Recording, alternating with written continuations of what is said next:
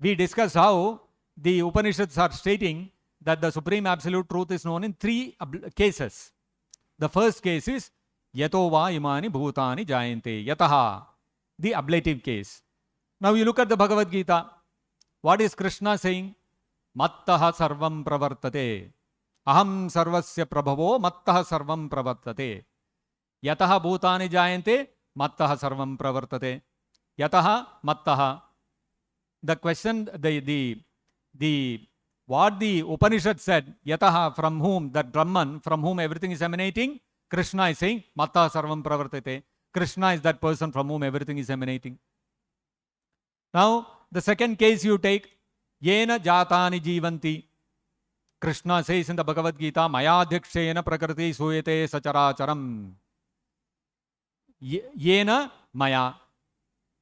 The Upanishads had said, Brahman is he by whom all the jivas are being maintained.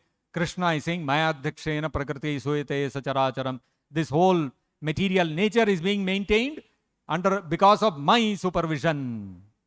Yena Maya. Answer is there.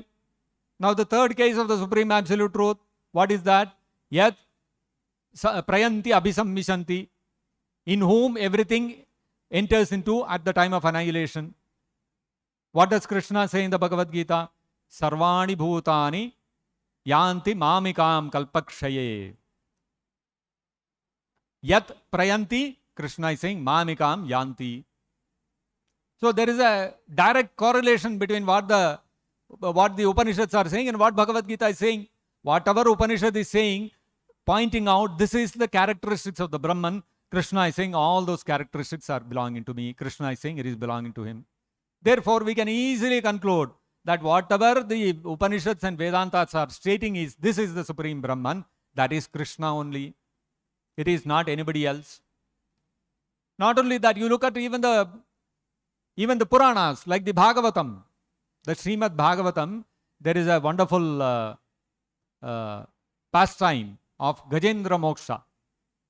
When Gajendra was attacked by the crocodile and he became helpless to protect himself, then he started offering prayers to the Supreme Absolute Truth.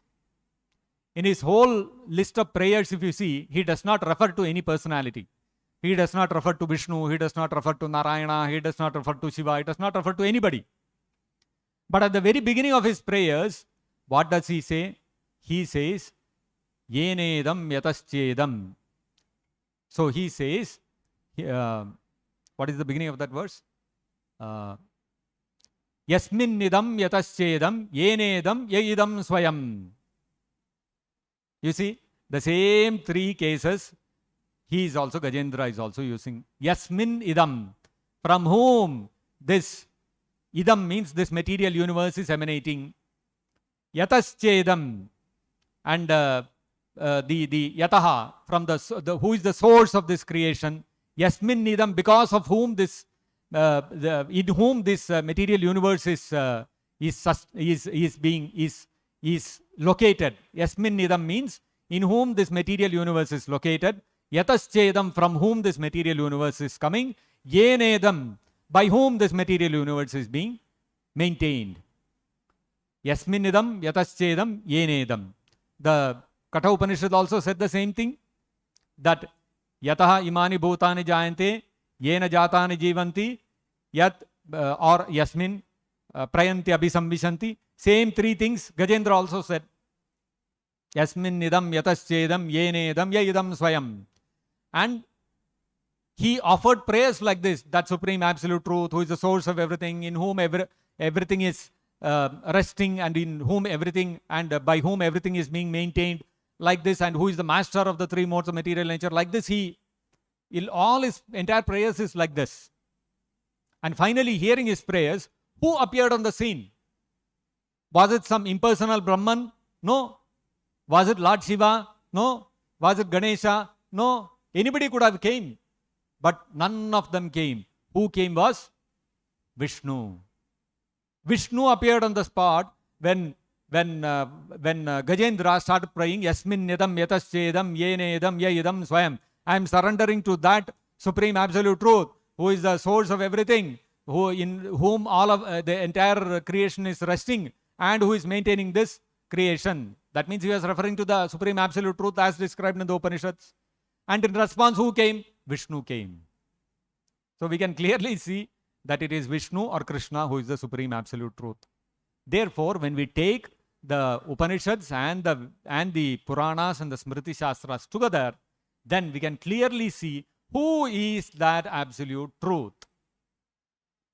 But then the Mayavadis, they miss out. They cannot understand. They will say, no. Absolute truth means it is impersonal, it is this, it is that. Why?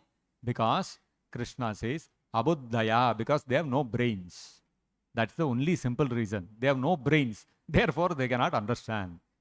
The real intelligent people are the devotees who can understand that absolute truth is a Vishnu or Krishna, who is being referred to as Brahman in the entire Vedas.